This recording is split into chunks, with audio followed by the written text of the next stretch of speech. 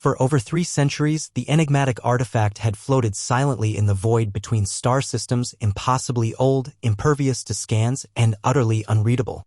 The Galactic Concord, a coalition of over 700 intelligent species, had thrown their best minds at the relic. AI clusters the size of cities, telepathic mathematicians, and even quantum dreaming entities had tried and failed.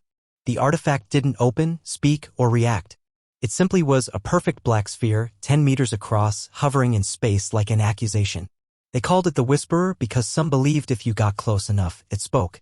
No one ever confirmed it. Until humanity showed up. Their first scout ship, the Curiosity, was a patchwork junker by galactic standards. Barely warp-capable. No shielding to speak of. The Concorde's science delegates almost laughed when it docked with the research station orbiting the Whisperer.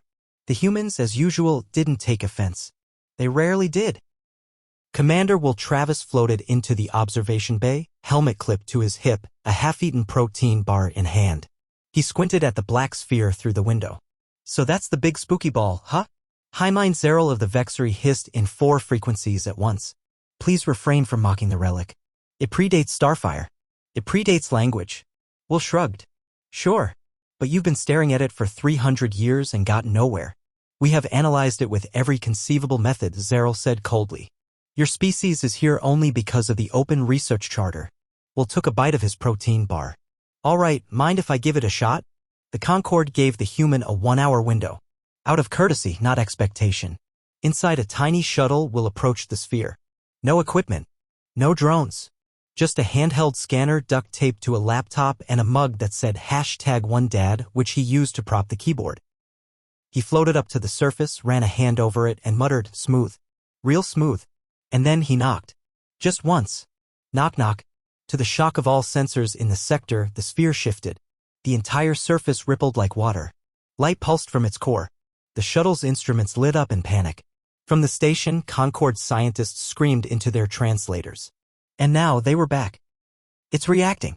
Back him away. Contain it. But Will just tilted his head and knocked again. Knock knock. Who's there? He asked, smirking. A soft chime echoed in the vacuum, impossible but real. The black surface faded into transparency, revealing glowing tendrils, orbiting diagrams, and a single, central console shaped unmistakably like an old Earth Rubik's Cube. Back on the station, nobody moved. On board, Will floated closer. He picked up the cube. Turned it once. Twice. Solved it in under 10 seconds. The sphere bloomed open like a flower. Concorde ships across 12 systems received the same alert simultaneously. Access granted. Language set Human English. User ID Dumb Ape Inquisitive. Welcome to the last library. It took months to process what had just happened. The Whisperer, it turned out, was a seed vault of a long-extinct race. They hadn't wanted scholars or warlords accessing their data. They'd programmed the sphere to only respond to the kind of mind that was curious, chaotic, illogical. In short, human. Thousands of species had approached the problem with brilliance and precision. But only humans were dumb enough and bold enough to treat it like a joke. Only humans knocked. Years later, Will Travis stood before the Galactic Concorde again, this time not as a visitor, but as an honorary speaker. We didn't solve it because we're smart, he said into the microphone. We solved it because we didn't care about looking stupid. Laughter, nervous and real, rippled through the delegates. He grinned. You all assumed it was sacred. We just treated it like a puzzle. Like a toy. Maybe that's the difference. Hymind Zeril, now oddly respectful, nodded once. For the first time in galactic history, everyone was taking notes from a human.